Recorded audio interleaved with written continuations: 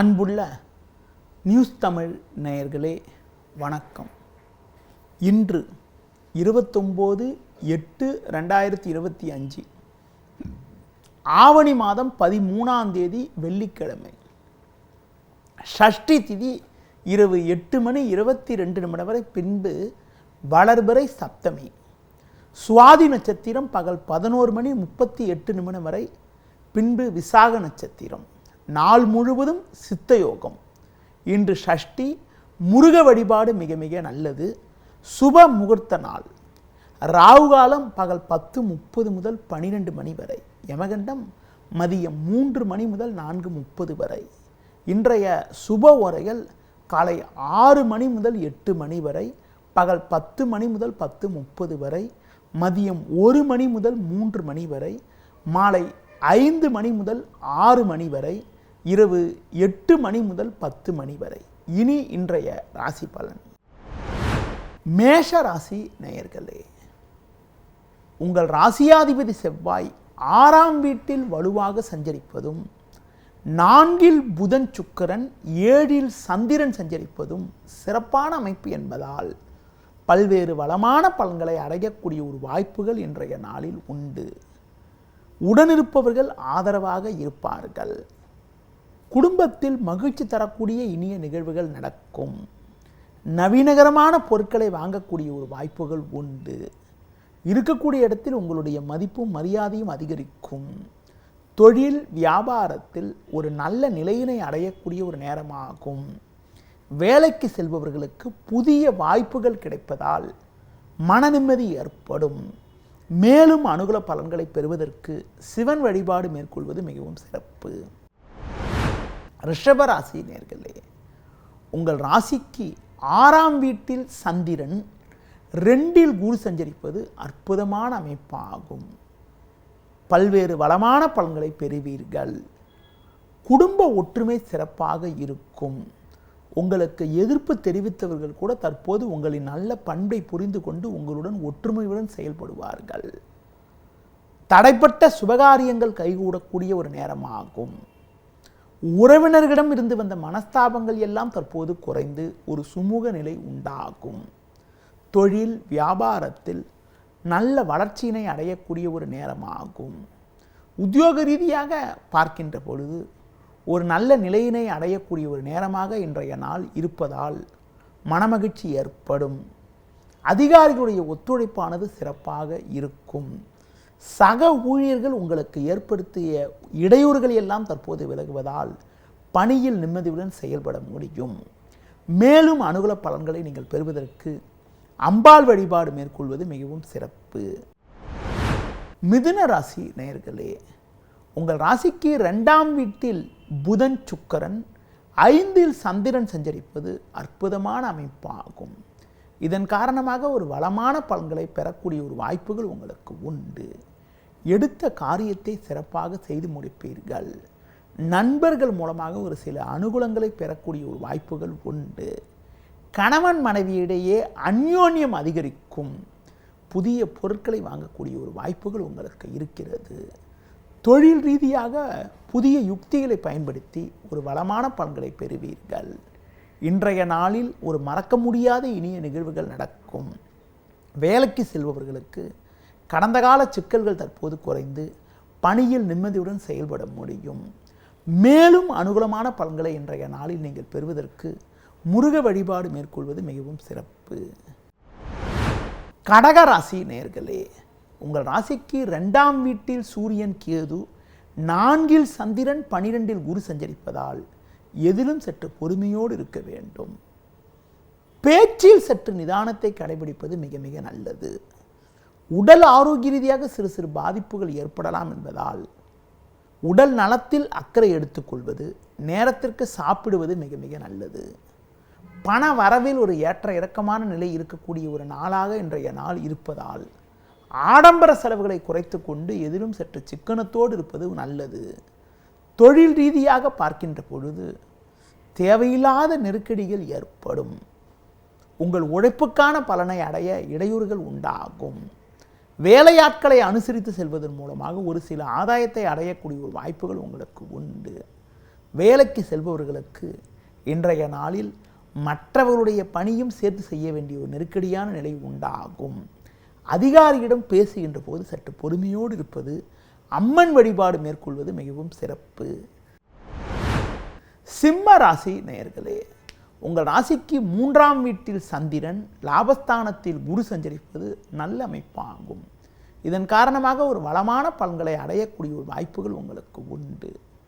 பண வரவுகள் மிக மிக சாதகமாக இருக்கும். தொழில் ரீதியாக ஒரு நல்ல ஒரு முன்னேற்றத்தை அடையக்கூடிய ஒரு வாய்ப்புகள் உங்களுக்கு உண்டு. எடுத்த காரியத்தை சிறப்பாக செய்து முடிக்கக்கூடிய ஒரு பலம் உங்களுக்கு இருக்கிறது.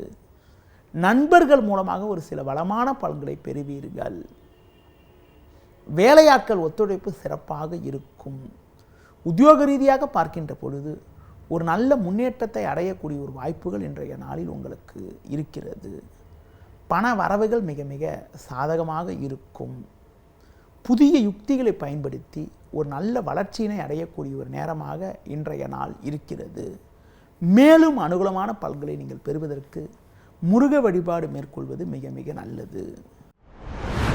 கன்னி ராசி நேயர்களே, உங்கள் ராசிக்கு லாபஸ்தானத்தில் புதன் சுக்கிரன், 2இல் சந்திரன் சஞ்சரிப்பது நல்ல அமைப்பாகும். இதன் காரணமாக ஒரு வளமான பலன்களை பெறுவீர்கள். 6இல் ராகு இருப்பதால் எதையும் எதிர்கொள்ளக்கூடிய ஒரு பலம் உங்களுக்கு உண்டாகும். தற்போது சனி வக்ரகதியில் இருப்பதால் தொழில் வியாபாரத்தில் ஒரு நல்ல வளர்ச்சியினை அடையக்கூடிய ஒரு வாய்ப்புகள் உண்டு. வேலைக்கு செல்பவர்களுக்கு ஒரு சாதகமான சூழ்நிலை ஏற்பட்டு அதன் மூலமாக அனுகூலங்கள் ஏற்படக்கூடிய ஒரு வாய்ப்புகள் இன்றைய நாளில் இருக்கிறது. பொதுவாக வெளியூர் தொடர்புகள் மூலமாக அனுகூலமான பலன்களை பெறுவீர்கள். இன்றைய நாளில் விநாயகர் வழிபாடு மேற்கொள்வது மிகவும் சிறப்பு.